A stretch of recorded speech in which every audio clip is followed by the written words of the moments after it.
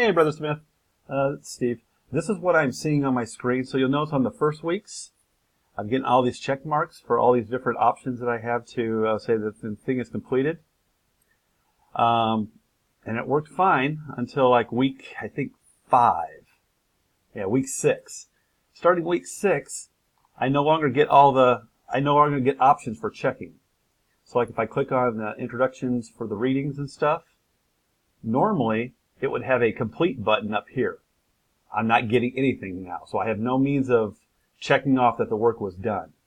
I don't know what's happened, but it's very irritating. It's very hard to keep track of the work that still needs to be done.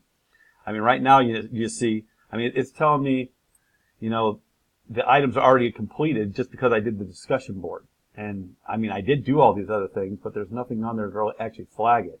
I mean, even the quizzes, you don't see that you completed the quizzes, so it's really wacky. Like I said, it started after week 5. I don't know what happened, but that's the issue. Because I should be able to, this quiz was done. Let's see here. And, I got a score on it and all that stuff, but, I can't, it's not flagged as complete. I have no idea why. So anyway, that's the issue.